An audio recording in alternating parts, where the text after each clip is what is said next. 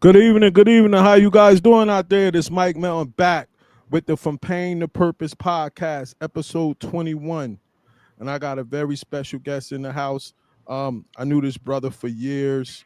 Um, Hold on. His son was one of the main figures in my tournaments when I was doing B-ball spotlight. Help gave us a name getting on the basketball scene. And this brother has his own journey and he found the most high, and he's here to share the journey of from pain to purpose, man.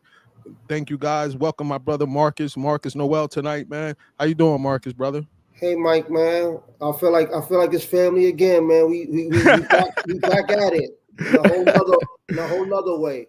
Man, first I want to thank you and your family, your son, your brother, your family, what was that? Your other son that was come? Yeah, Marcus is Yeah, Marcus' son. Yeah. yeah. I want to thank you guys, man, for supporting B-Ball Spotlight when we was just getting our legs under us, man, and helping taking that joint to the level that it went to, man.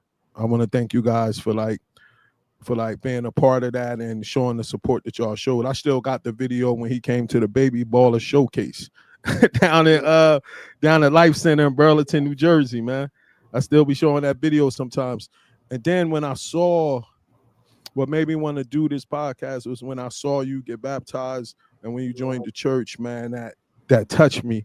And I saw that light in you, man. So that's why I wanted to bring you on here to share your journey tonight, man. Amen. You know what I'm saying, brother? I just want to thank you first because you was part of our stepping stone to getting where we was at. Like on a basketball standpoint, like anybody that was somebody was at B-ball spotlight. And I remember, Oh, crazy. I remember, my oldest son emailing you was like, "Yo, Mike Milton, like, there's some kid named Marquise Noel. You Yep, haven't seen him yep. yet." You remember that, right? Yeah, 100%. So we 100%. advocating for Marquise, but we really didn't get pushed out there until we had the services of you, who really All praises believed in to the him. most high, So man. I just want to tell you, thank you too. All praises, man. All praises. So take us back, man. Growing up in Harlem, man. Start your story and just take us through, brother. So me growing up in Harlem, I'm one of two other brothers. I mean, I got two other brothers. My mom was a single parent. Mm-hmm. She was she was 19 when she had my brother, and she had me at 20, and it's 9 months apart for all of us. But I never had a dad in my house. So I had uncles, I had aunts, but I never had a dad.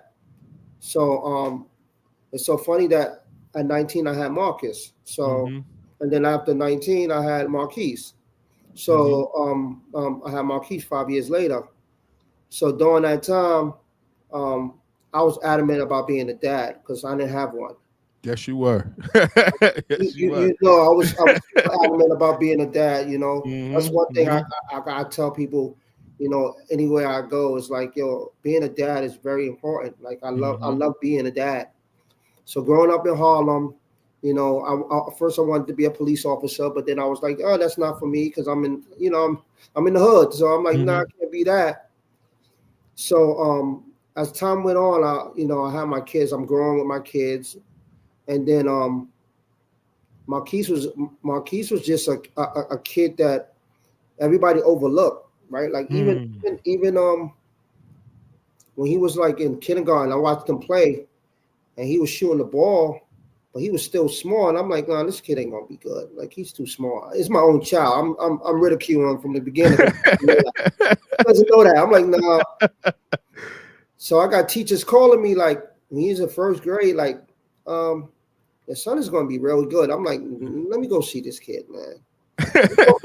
Let me go see what they talking about. Mm-hmm. So when I saw him, I was like, oh, he's gonna be special. And Mm. what made him really special was the kid was a really good kid. Right? Like he's a really good son. Mm-hmm. So Mm-hmm. that's what really made me love him as much as any dad should love their child. He was Mm-hmm. just a really good son.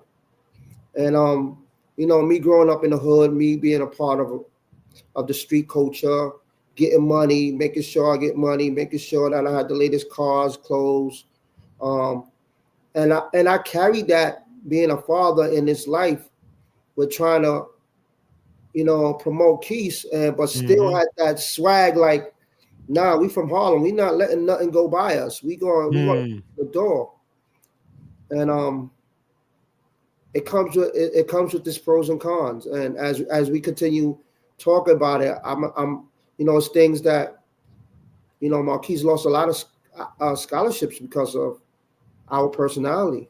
Mm.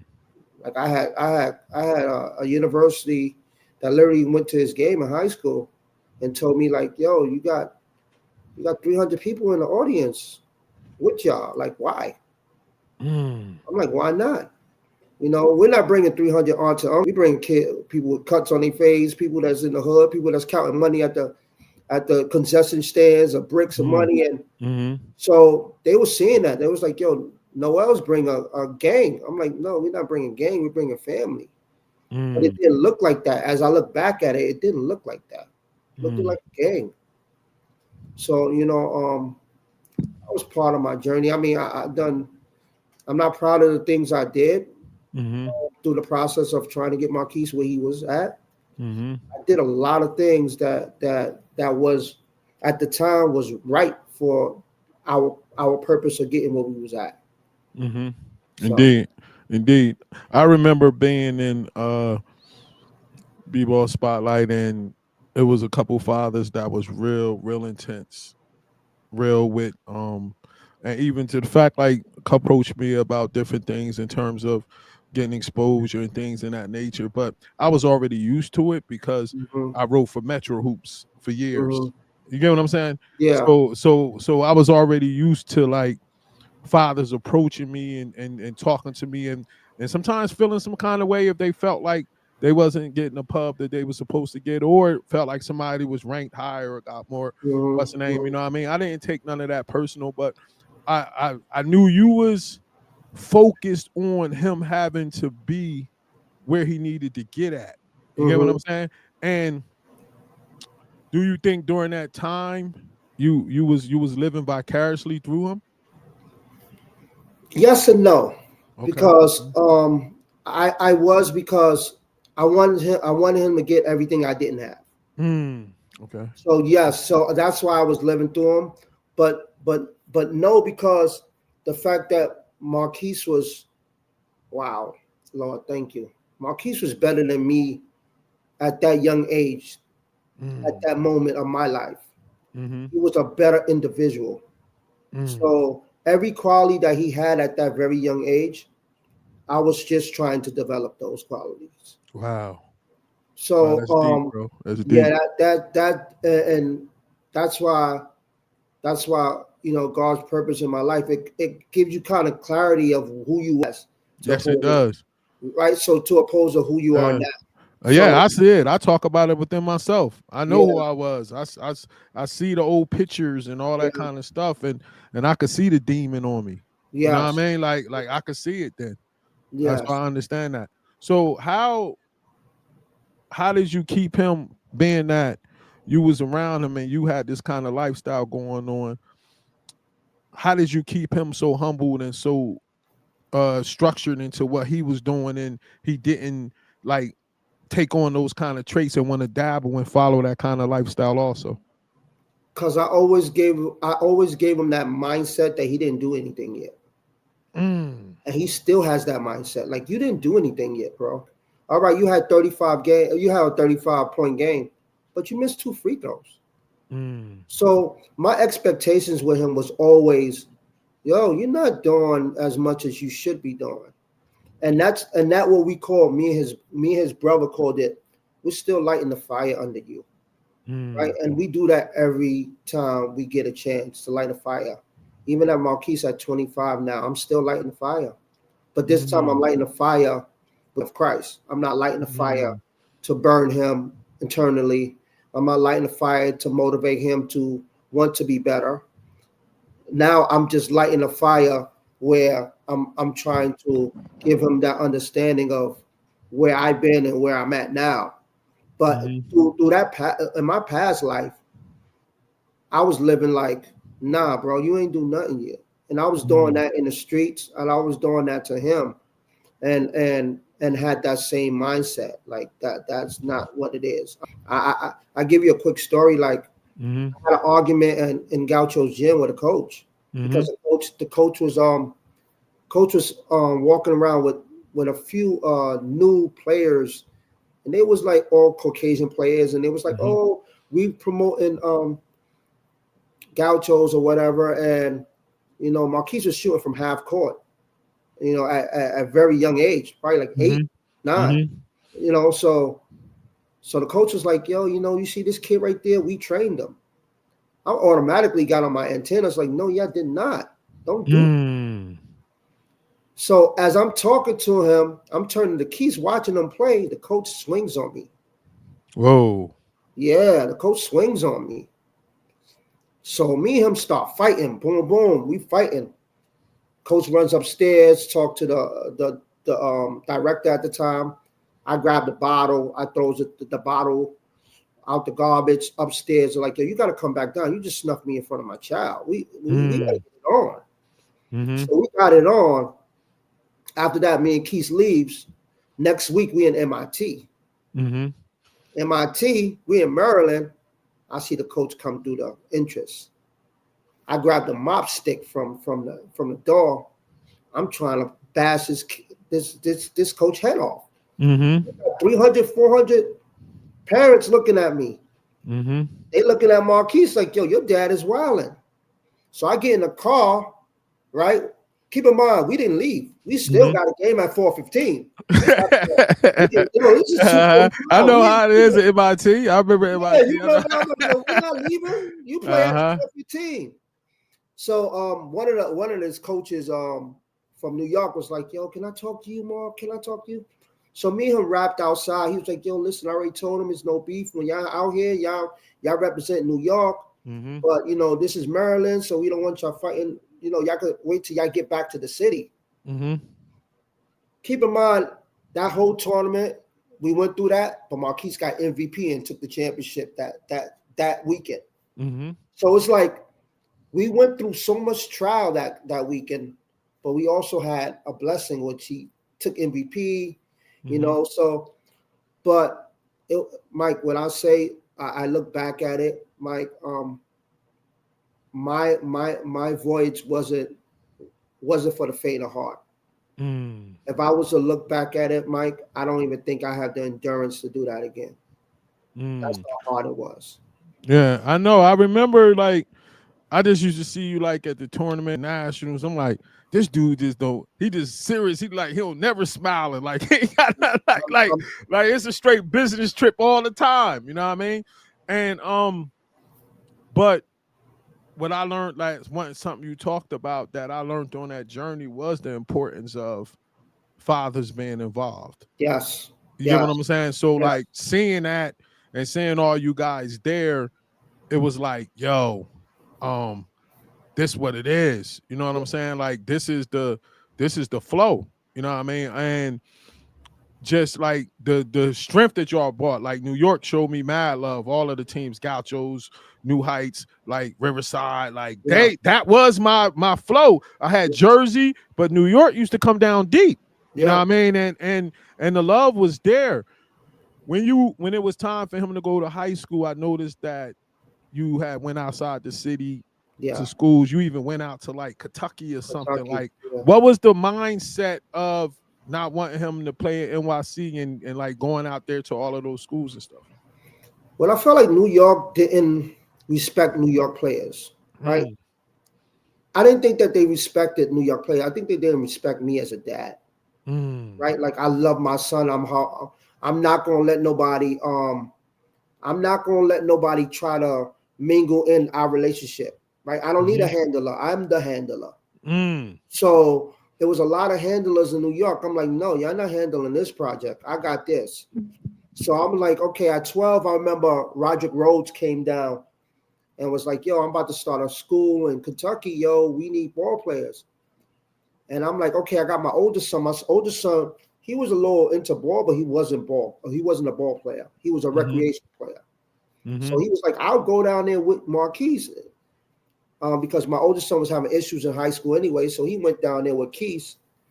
And we went to Kentucky, and I even go down there every weekend just to check on my children. Like I still was adamant down there. Like I still was like putting in a lot of pain down there too, like arguing with coaches, like going to like. But after Kentucky, I'm like, yo, you got to come back to the city, Case. Like, bro, you're too far. Like nobody know who you are, bro. You like fuck up the face of the map. And then we went to St. Anthony's. Mm-hmm. We went to Now, what was that like? I love Bob Hurley. But Bob Hurley don't let that leash go. No, you don't. He don't let that. He saw this freshman kid. He's like, yo, he's good, but I'm gonna sit him until he's 2 years. Yeah. And I remember going to Bob. I said, Bob, I respect you. I love you, but this is one freshman. You can't just sit, bro. You can't. Sit. So he'll give Keith like 4 minutes. Keith will get like 9 points. Mm-hmm. He'd be like, yo, he's like, Marcus, I know Marquise is good, but we got people in front of him.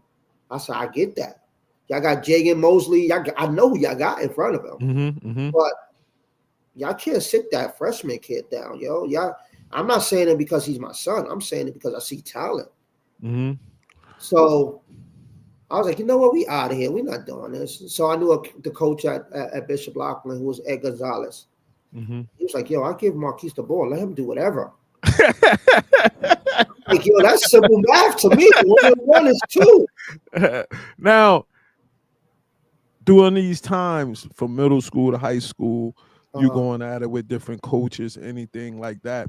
Did you ever see it visually affect him? Or did he ever come to you like, yo, dad, you doing too much? Or did your other son like, yo, man, like, you gotta chill? Did Marquise ever have any concern in his body language or in his face, or did he ever say anything to you about when this stuff was going on? Only heard Marquise scream one time at me. One time out of all these years, Marquise screamed one time at me when I was coaching him when he was probably 12. And the coach didn't show up, and I'm like, there was a coach. I'm like, yo, bro, I don't want to coach my son because I can't coach Marquise. I just can't. I'm passionate too much about my child. Keith was like, Dad, just coach. I'm like, all right, Keith, whatever. I'm a coach. 5 seconds in the game, I got double teched and I got kicked. Marquise screamed at me. Double tech, Mike. Some kid fouled Keith. I screamed, I threw my hat at the ref. He gave me one tech. I said, yo, why you giving me a tech? You bugging out. My son almost got. He kicked me out. I had to coach from outside the gym until another coach came. So that was the first time I ever seen Marquise scream at me. Now, when it's going on, middle school, high school basketball, moving around, we went to Bishop Loughlin. I remember y'all came over to Jersey for a little bit, St. Pat's. Yeah. Patrick School, what it was called. What's going on in your personal life at this time? Like dating, wife, like what's going on in your life at this time? So, I'm not too proud of it. I had like 2 or 3 girlfriends at the time, just like recycling, you know. Like I remember going to your tournament, I had 2 girls at the same time at the same tournament. I remember when you was at the Nationals with 2 girls. I was like, yo, this dude kind of different. I don't know what he got going on. I had them both coming in 2 different rooms, and both of them in 2 different sections watching Keys. But you know, at the time, I wasn't. Wow. Thank you, Lord. I wasn't too secure with me. Talk about it. So when you're not truly fully secure with yourself, you start using those type of pawns to make you feel secure, right? So having a extra girlfriend or moving that way, it was what y'all was seeing as something that was good was actually inside my spirit was bad. I understand. I understand. So I was trying to hide the hidden insecurities of a man. And that happens right now in men that's 60 years old. That's facts. In 2 different women, but they just hiding the hidden insecurities that they have as men. Facts. So I was doing that at at 20 something, just trying to really figure out life, We figure all out doing it. what Like, makes sense. yeah, I was doing it too when I was at the tournaments. You know what I'm saying? Having something at the hotel. Like just doing all of that, trying to fill that hole in my soul. You know Yeah, what I mean? That because I ain't had that Holy Spirit at the time, so my soul was empty. So I'm thinking the money from basketball, the trips, the alcohol, the partying, yeah, all of that stuff, and then I got the music to infuse it. You know what I'm saying? So I'm listening to this music while I'm partying and doing this, just diving deeper into sin. So I totally understand yeah. what you're talking about when it comes to that, man. And what was those type of discussions with him when he's seeing all of that kind of stuff going on? Like, how did you keep him focused on like, don't like do what I say and not what I do? Was it that type of approach? What's funny about Keith is like Keith is so humble that he won't even express it until he needs to express it. Like Mm. he won't even talk about what's happening in front of him until he Mm-hmm. needs to. So he'll Mm-hmm. see it and he won't even say it. But Mm. he used this as time went on. Marquise used everything that he saw as something that he's not supposed to be doing. Wow, that's So this deep. is how That's advanced deep. he is. Like people don't understand how advanced Marquise is. They Mm-hmm. think it was about basketball, but mentally he's so advanced that he Mm. used everything that he saw that was not good for each person around him. That he's Mm-hmm. like, I don't want no part of it. Mm. So Mm. that what made me respect him more at a very young age because he wasn't influenced by what he saw. He knew his mindset was, I'm going to do it the way I want to do it as a man, as a young, growing, intelligent young man. So I applaud him every day for that type of mindset, man. Indeed, man. That's definitely a serious type of mindset. Now, man, you talked briefly about like offline communicated about a serious situation where God got your attention. Yeah. You know what I mean? And from this lifestyle and everything that was going on. Take us to that night and what happened and like take us through the whole process of the night when God got your attention. So I was dealing with a girl. I was dealing with a girl on the west side of Manhattan, and I was dealing with a girl on the east side of Manhattan at the same time, right? So I wake up with the girl from the west side of Manhattan, take a shower, get in my car, and I'm driving to the east side of Manhattan. But I'm smacked. Like the Mm. night before that, I had probably like 7 bottles of Moet, Mm. like 2 shot, and I was at that time I was like a big Ciroc fan, like big Ciroc fan. Me So too. in my car, I usually go to like different places, like where my peoples hang out, and I'll have gallons of Ciroc in my trunk. Me too. I Yep. have 6 gallons in my trunk, but I'm not a obsessive drinker. I'm just a person that socialize and drink. But I Mm-hmm. was smacked that night, right? Mm-hmm. So I'm driving down Lexington Avenue, and I'm not coherent. I'm like I'm waking up off of laying in the bed with Shorty, and I'm going to somebody else's crib, and I got T-boned. Mm. As I got T-boned, the car is spinning. I'm watching the car spin, but I'm looking through my panorama mirror on the top of the car, and I see this bright light on my chest, and I'm Mm. like, and I remember I fully didn't understand the Bible, but I knew the Bible at the time, and I remember when they said Jesus was crucified, he didn't have no broken bones. Mm. So I said, Lord, if you hear me, all I ask is that you don't break my bone, any Mm. bones in my body. Keep in mind, my car is still spinning. I'm seeing this light on my chest. I'm more focused on a light because I've never seen a light like this. It was so bright that it was brighter than a Coochie Frito light. It was brighter than the light from the towers. I'd never seen this light ever in my life, like Wow. as bright as this light was. So I'm spinning, spinning, spinning. The car jumps the sidewalk and hit an ice machine. Keep in mind, in this corner, this is a drug dealer's corner with like 20 people on this corner every day. Nobody was on that corner. It jumped that corner, hit the ice machine, and hit the phone booth. Mm. and the phone booth falls on the car. I jumps out the car. I'm not bones broken, nothing. I look in my pocket. I throw the keys on the car. I was like, dumb, yo, bro, what's going on? Like I told him my car. But then I go into the trunk and I grab 3 bottles of Ciroc and I run to the other block and jump into a cab. And I'm like, yo, Lord, you saved me.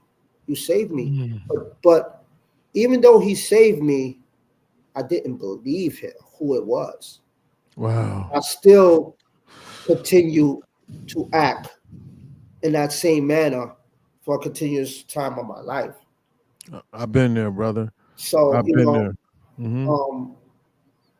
And I still went on with the same type of behavior until fast forward to where I'm at now. I got tired of me being me. So I got tired of me being me, and I needed more of he than me. I remember I went through the same kind of similar to the accident you went to. I was partying in Trenton with this other brother, and he had a Land Rover, and the Land, they was real tall back then. And we was leaving Trenton. We was on our way down to the shore, and neither one of us had seatbelts on, and we was riding. And he had the sunroof open. We banging the hip hop with the R&B. This early 2000s, and we smacked off the alcohol, weed, and this and that. And he almost ran into somebody, and he tried to turn. And when you turn in them joints, and because since how tall they is, you do a certain turn, you're gonna flip. You're gonna flip over, yeah. So we flipped like 4 times, and the truck started sliding on the side. But I hit my head on the windshield, and I just prayed, similar to like what you was talking about. Yeah. Then I opened my eyes, and he wasn't in the truck. And so I stepped out the sun. I was able to get out because we on the side, and I stepped out the sunroof, and by the grace of God, I was in the grass in the middle of the highway. Wow. So I started yelling out his name. He's about a half a mile down the road. He like, yo, I'm in the grass. He like, yo, I'm right here.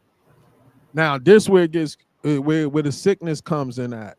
We go to the hospital. They check us out. We walked away similar to what you said. Went there the next day to get our stuff out the car. And the lady couldn't believe it was us because we walking and ain't nothing wrong with us. And I turned to him and said, we almost died. We got to go harder. Yeah, that's yeah. You get what I'm saying? That's how sick. That's how sick we are. That's not even taking it as a sign. You know what I mean? Like I'm taking it as a sign. I got to party harder because I almost died. Not a sign that God like, yo, you owe me one. You get what I'm saying? Absolutely. Yeah. That's why when you was talking about it, it was like it gave me flashbacks because I could visualize what you was feeling and what you was going through. So now you go through that. Now your son pops out. He about to go to college. And how did that process go? Were people recruiting? Like how did that whole process go?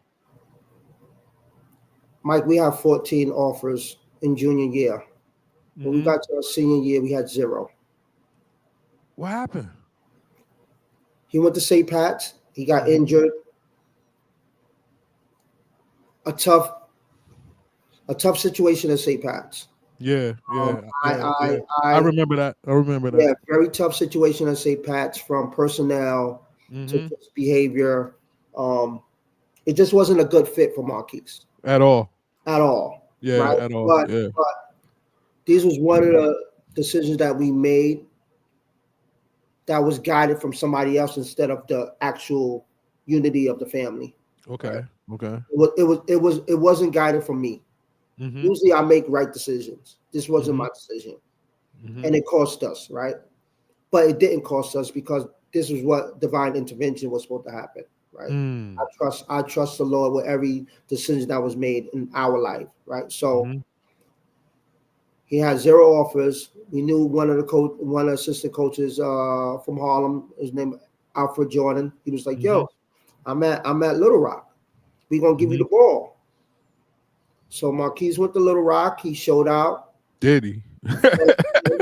Sophomore. Uh-huh. But then Dal Walker, who's a coach there, started clashing with Keith. Started clashing with Keith. And I think he started clashing with Keith because Keith is an alpha. Dal was an alpha. Right? So he just didn't feel like Marquise was bowing down to who he was. People be having these hidden insecurities. And that's Dal Walker that played in the NBA, right? I was Dal Walker that played with Michael Jordan. Yeah, okay. Yeah, okay. so people have these hidden ass insecurities. So him and Marquise had a little verbal altercation. So he set Marquise down. He didn't start Marquise. So they was down like 18-0 in the first half. So he tapped Marquise like, yo, come on, get in. Marquise was like, no, I'm not getting in. You done disrespect me, told me SMD, you done told all this to me, and you expect me to play for you? No. He's like, then get the hell off my bench and you're not coming to my bus. He's like, okay, cool. Keith went over there behind, started clapping for his team, supportive. But I remember that phone call that night, and he was like, yo, Dad, what's the next step? I said, pray. I said, pray. We're going to figure it out. Pray. Keep in mind, when he went to Kansas State off that transfer, Kansas State didn't know what they was getting. They thought that he was just going to be a backup for Nigel Pack. They didn't know who was Marquise Nowell. They saw clippings, but usually people think that clippings are just like a mixtape. Yeah, highlights. Yeah, highlight mixtape. Yeah, so they didn't know. So when Marquise got there, he showed that he can play basketball. But what really took off was when Jerome Tang got hired. Jerome Tang took a personal flight here to my house and spoke to me on the couch. I said, "What's your expectations for Marquise?" Because I don't want to be railroaded by nobody no more. I've been railroaded since my child was 6 years old. I'm not being railroaded. He was like, I'm giving him the ball. He's going to be my arrow. And wherever he shoots, I'm going to follow. And I'm like, okay, we all for that. Look at what happened. Marquise went bananas that year. Yes, he did. Now, he was Mr. New York. Yes. I mean, he already had that name, but then now his name go national. Yes. It's on ESPN. It's all over Sports Center. It's on college basketball. It's just he's blowing, right? All this going on. What's going on in your life at that time? So I've been entirely, drinking, partying, getting extra money. Yeah. My son is the top dog right now. Yeah. So I'm thinking we made it. I'm spending extra money on my check-ins, my savings, and we good, Keys. And he's sitting there, he just being who he is. Like I seen the same Marquise throughout the years. But I never seen as many people, Lord, thank you.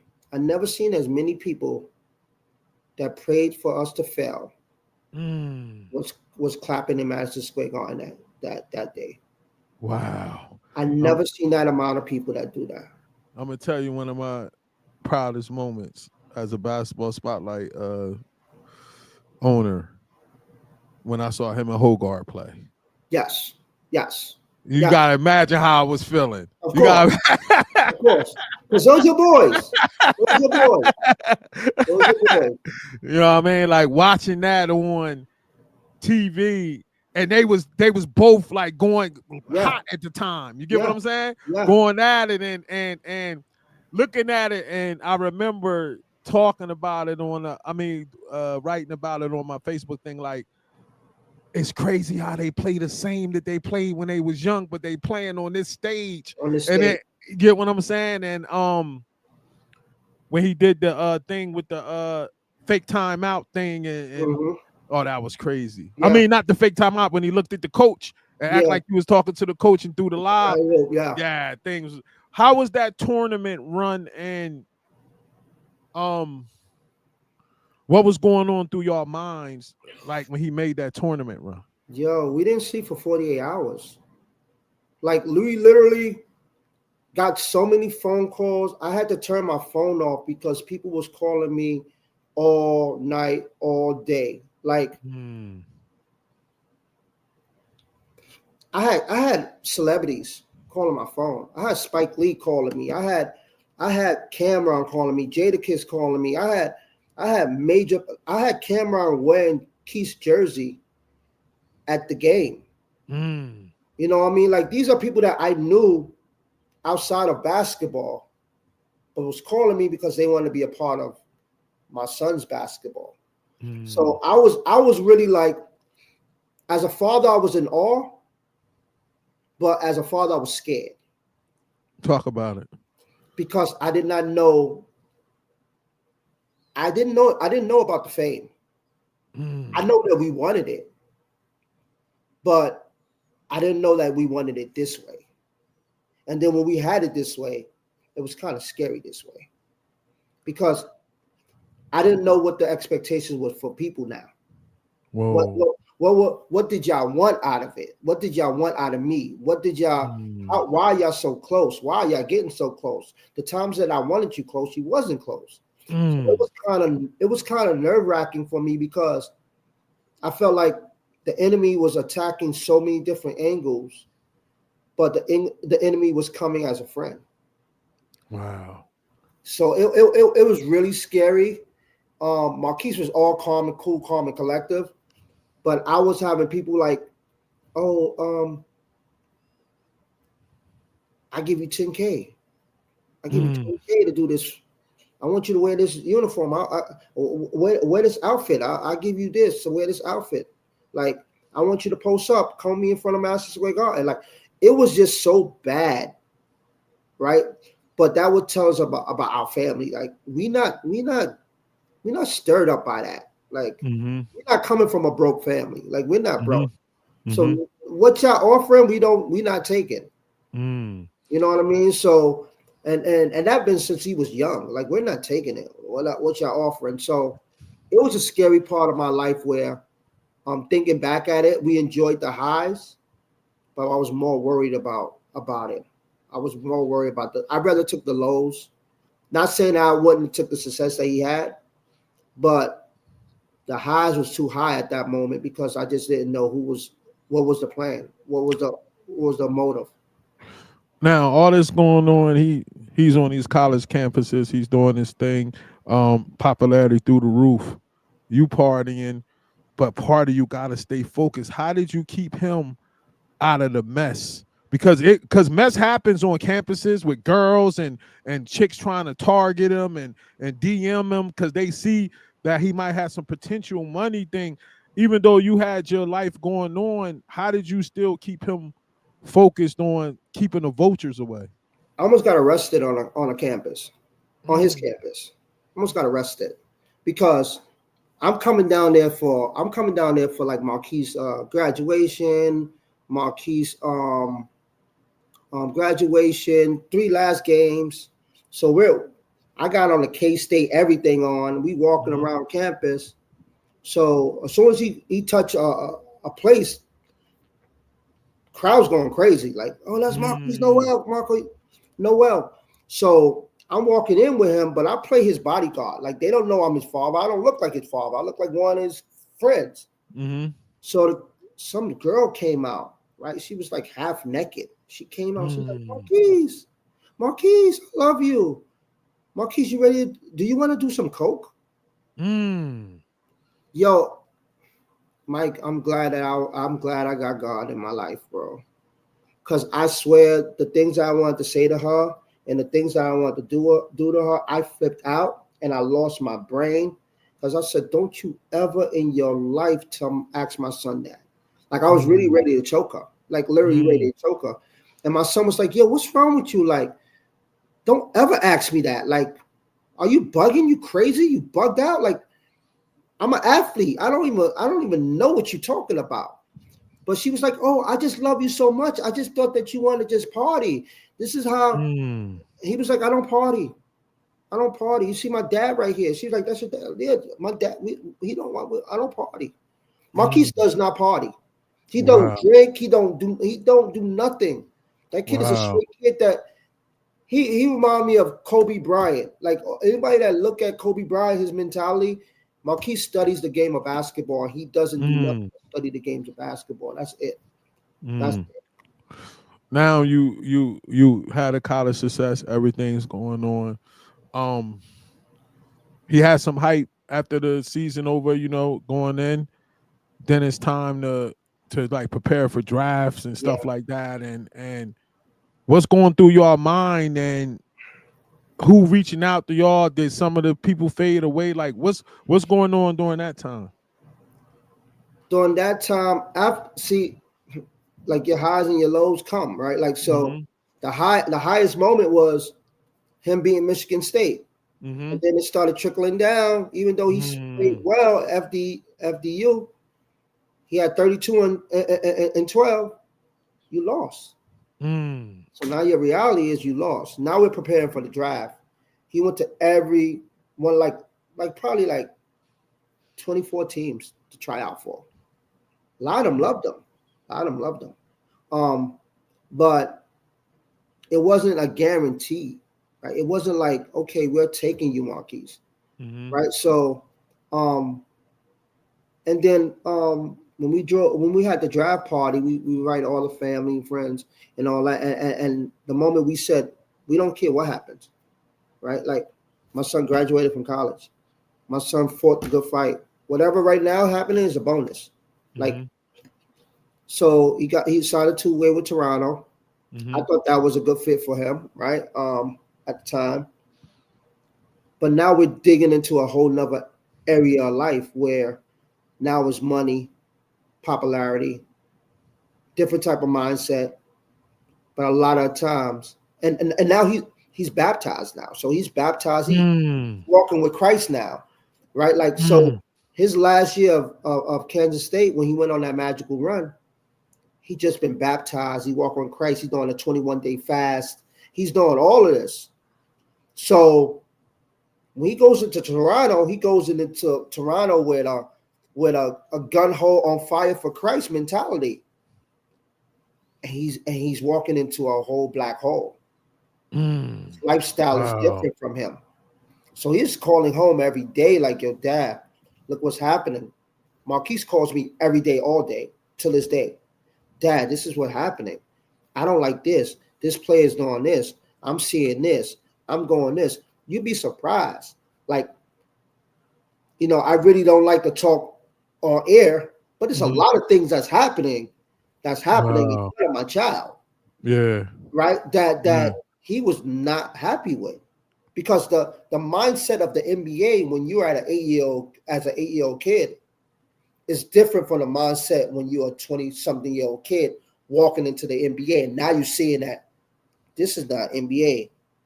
This is not the NBA that I thought. So he was confused with the whole mindset of the NBA. What does this? So it kind of like threw him off with what was happening with the whole lifestyle. So it made him really, this is the first time it made Marquise really unhappy with basketball. Do you think that's the reason the kid AJ Griffin walked away? He walked for Christ. Yeah. He walked for Christ. And I believe so. Because Keith told me this probably like 3 months ago. He's like, Dad, when we went to church together, because I brought him to my church, and he was like, he said, your pastor said something that made sense. He said, what happened if the Lord take away everything that you loved? Would you still follow him? And he said, and the pastor said, just think about the thing that you love the most out of everything. And he said, I sat back there and I thought about that. And I said, what happened if God takes away basketball from me? But I still love the Lord. Wow. And he thought about this, and he was like, yo, I had to go harder for Christ, because if I got to question my love for Christ or of course my love for basketball more than Christ, then I'm not following the right way. I can relate when I came into the truth of being an Israelite, and I was still doing tournaments, Mm, but we not supposed to work on the Sabbath. You know what mm, I mean? So mhm, now I'm I'm making an excuse at first because I was retired and I was doing basketball. So mhm, now I'm going to Shabbat class. Now I'm only having like 5 tournaments a year, maybe a camp. So I'm most of the Sabbaths, like 40 something Sabbaths, I'm good. But mhm, those like 8, I'm doing something. So mhm. now I'm rationalizing it in my head, telling God like, yo, you already know what my situation and this. Yeah. But what he did was I'm going to Shabbat class and it's like every lesson in it they're talking about keeping the Sabbath. You know what I mean? Like Mm, like yeah. like so Yeah. now I'm getting cut. Like I'm feeling that conviction. And then he told me to go work in recovery. And then when Mm, I went and worked in recovery, he got me a job that supplemented my income where I didn't have no excuse to to not do work on the Sabbath. to Wow. do tournaments. So then I still was trying. And then the final thing he did, he took my passion away. Mm, Now mm, I was watching the games and I wasn't enthused no more.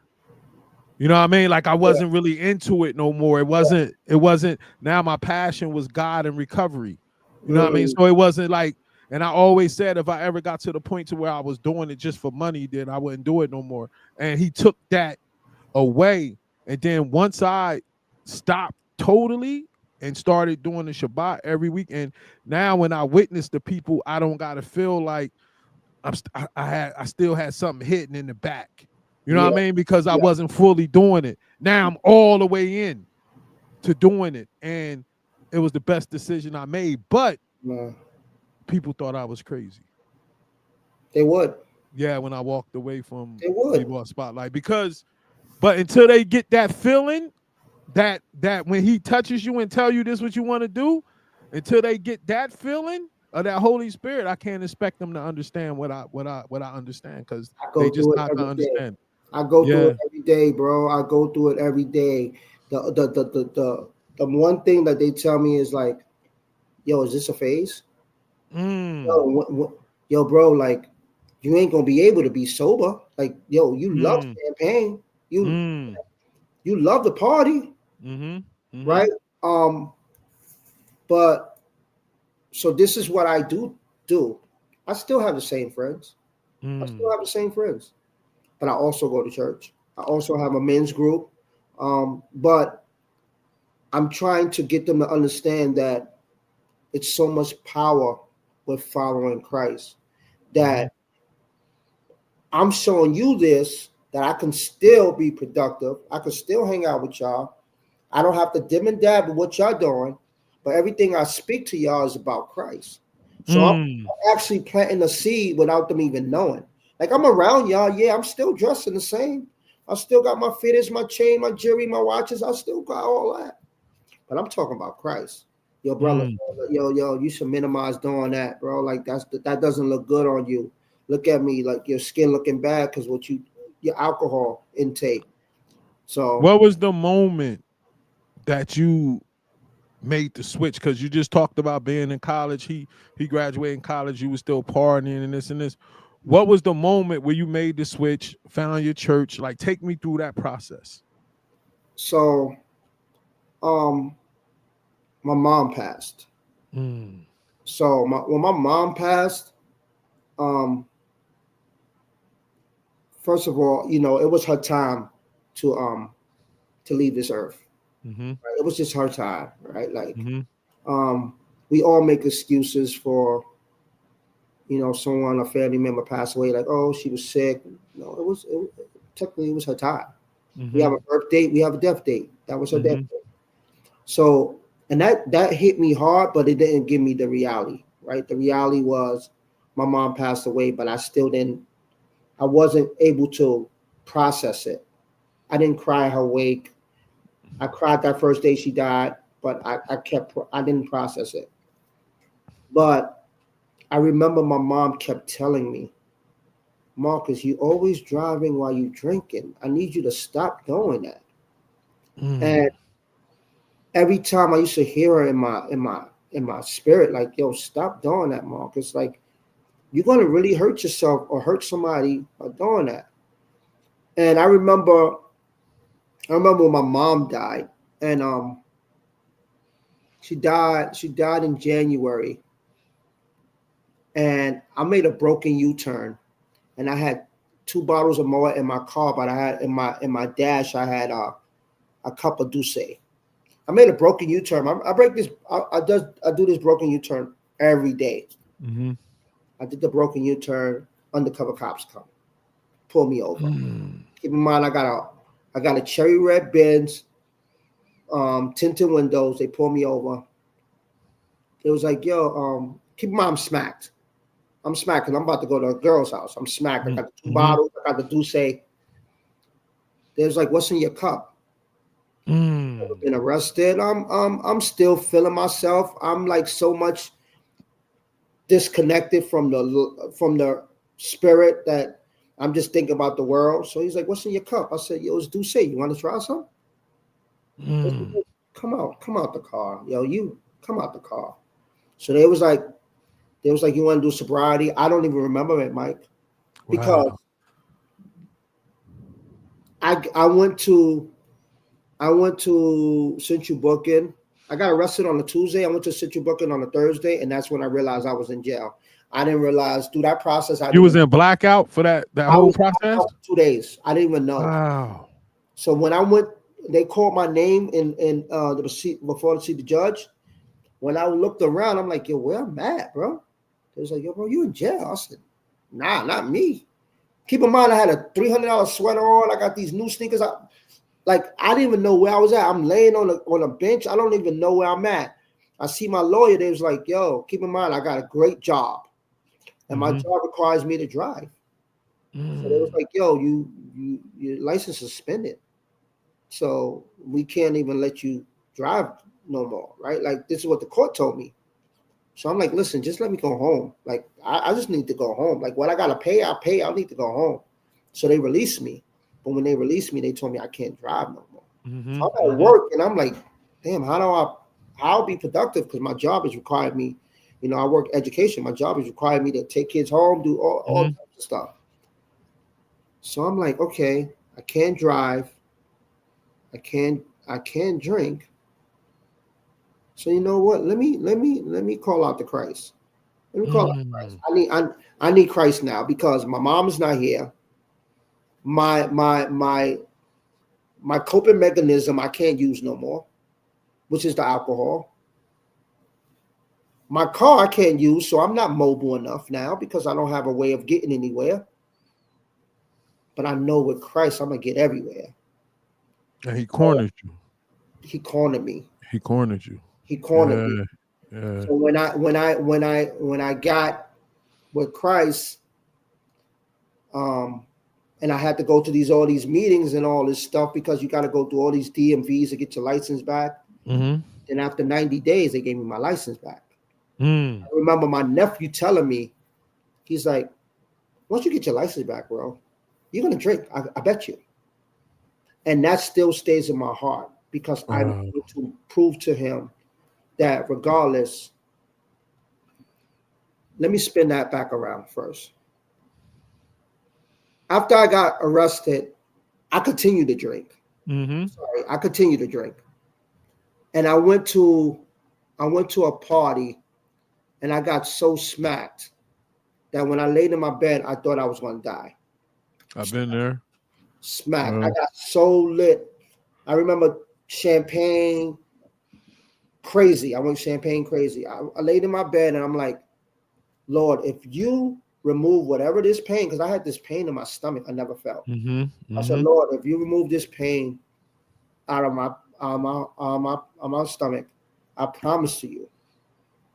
And one thing I'm adamant about, and people don't understand, once you promise something to God, you got to do it. Yeah, that's a vow. Yeah. But if you fall through with it, that's a vow. Yep. So I knew that he was ultimately going to change my life after my vow. But I was more confident once he changed that I was going to be able to be successful and not drink no more. So from that, it's going on 2 years from that conversation I had with him. Yeah, I have 6 years and about 8 Wow. months. Hold up. May, June, July, August, September, October, November, December. Yeah, I have 6 years and 8 months. Wow. And Beautiful. I go to meetings daily, bro. I I don't still even. go to I go to meetings all the time, bro. And the reason that I go, and you might want to put this feather under your hat, is because I got a built-in forgetter. Mm, Like life can get real good for me, and then mm, I got to go to the meetings because it's gonna be two things happen in the meetings that I need to see. Somebody in there is gonna raise their hand that had more years than me and gonna say that they're back because they relapsed. mm, And I gotta hear why, what happened, mm, and it's gonna be somebody new that's coming in there that's gonna let me know how I'm gonna look when I relapse. You get what I'm saying? yeah, no, I get that. You know what been my meeting though? Mm-hmm. Talking to Keys. Mm. Keys has been my meeting. Mm. He'll Take me call there. me Take me and there. he'll call me and be like, "Yo, where you at?" I'll be like, "Yo, I'm outside. What are you doing?" I'm like, "Yo, Keys, what happened, bro? You acting like my security guard. What happened?" Nah, Dad. Nah, Dad. It's not. I'm not your security guard. I love you. I love Mm. you. He said, "Yo, I don't mind you partying, but you vowed to God that you don't drink. Don't drink no alcohol no more." I said, "Bro, I'm not drinking no more." But personal Mm-hmm. he been my personal motivation throughout my Mm-hmm. years of me just Mm-hmm. walking away from the world, Mm-hmm. because it wasn't alcohol that was my problem, because I didn't have an alcohol problem. It was you. I, I'm the problem. It's always us. The I'm the alcohol is problem. just a substance. The alcohol is just a substance we use. It's us. It's I'm the us. problem. You know, It's us. I'm a victim of the world, and I had Yeah, to remove 100%. that from me, because that's the only way that I was going to be successful with Christ, is removing me, because Indeed. I couldn't do me. I couldn't do Indeed. me no more. Take me to the moment where you found your church and the moment where you got baptized. Because that's when I saw that story. I was like, yo. So I was looking for a church for so many years. I was just Mm-hmm. church hopping, you Mm-hmm. know, because if the word's good, I'm with it. But Mm-hmm. I don't like good music and bad word. Mm-hmm. So I found, you know, I moved to an area. I found this church, and then they had something called a freedom conference, right? Mm-hmm. Like where people come and they break your chains, and whatever you're going through is for the whole weekend. You sleep in a cabin and you just pray all weekend. It's called Wow. freedom conference. So I went to this freedom conference and I did it on my birthday, because I'm like, every year of my life on my birthday was my motivation to go out and party. Party. Up. So I went to this freedom conference because that was the freedom that I needed to move on from Mm. that type of behavior. So the freedom conference is kind of like divine intervention. It lined up to me going to church on my birthday. So I went there. I cried that weekend a lot, because I didn't know I had to empty out what I had in me in order Facts. for me to move forward. So I had to empty Facts. out every soul that was still connected to me in that negative way, that I had to remove. So when I removed it and I left on Sunday that day, that weekend, I left on Saturday. I went to church on Sunday. And when I'm leaving on Saturday, the pastor said, "Marcus, I need you to get baptized tomorrow." And Mm. I'm like, I don't have stuff, Pastor. He said, "You need to get baptized tomorrow." Wow.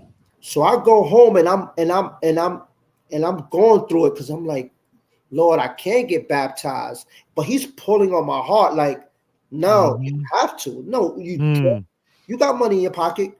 Go get this, go get that, go get that, go get this."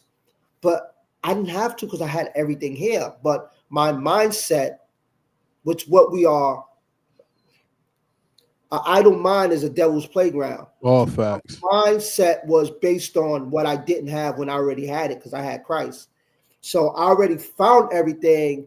And once I got baptized, Mike, I'm keeping it 100 with you, and I'm hoping that people will gravitate to this podcast and listen to this.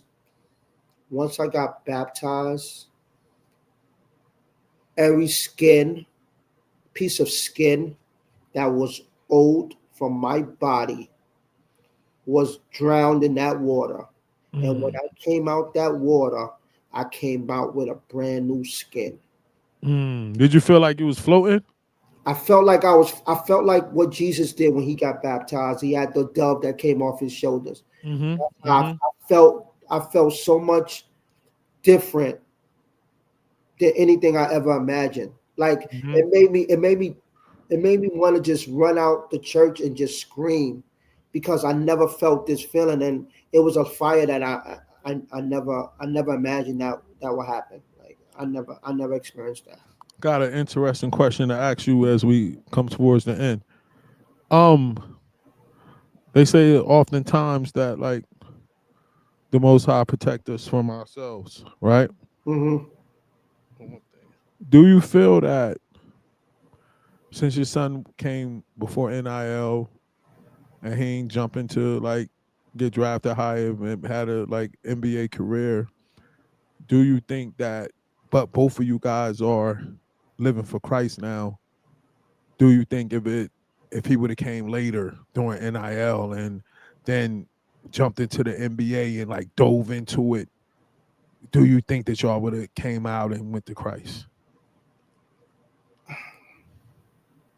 I know that, and I'm a firm believer that the blessings that we wanted we couldn't carry. Mm, So I'm just a firm believer of that. Like what we wanted, Christ knew that we wouldn't be able to bear those blessings because fact, he'll give them to me. He'll he'll facts. he'll give it to me. But we wasn't ready for that, and we Mm, and wasn't lined up to our purpose. mm-hmm, So I'm so mm-hmm, grateful that we didn't receive those type of blessings because mm-hmm. I don't know where I would be. I probably won't even be in front of you talking about the glory. That's what I'm saying. Yeah. That's what I'm saying. That's what I'm saying. And how important is it now when you look back and you see like how does it feel now when you look back? I mean, when you look and you see the type of man that he developed into. I just saw he just got married and like take me back to that feeling and seeing him get married and like what's going through your mind and then you having flashbacks probably when he was young like take me to those moments and what was that all about? So that whole weekend was just me extracting my father mentality and letting him grow as a man. Right. Mm, So this is the conversation I had with him on Thursday before I met him for that weekend. I said, this last Thursday conversation is father to son, right? And I'm giving you that conversation. But when you get married, you become your own man. mm, I'm gonna be your dad, but you have to create your path now.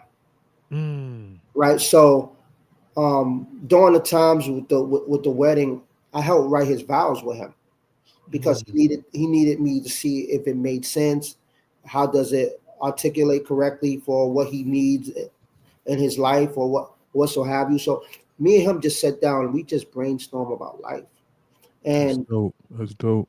and seeing where we was at when he was a young kid to where he at now, and I'm sitting there, I'm helping with his vows, and he's like, "Dad, does this make sense?" And him walking down the aisle, and I shed a tear, and that was the most uncomfortable situation for me because I had to let my son go.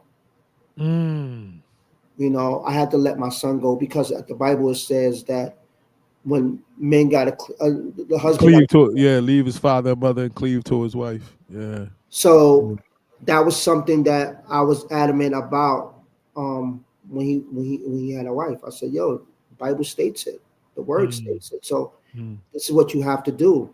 And I said, "I know I can't call you at 3 o'clock in the morning, 4 o'clock in the morning no more just to talk. Like I got to be mindful that you are a husband, right?" So mm-hmm, it's certain things that transformed in my brain that I had to adore, but it just made me want to be a better partner to my girlfriend, right? mm-hmm. My to my person now who's actually following Christ, All who praises. who's adamant about we have to walk with Christ in order for us to have There a you go. foundation. So There you go.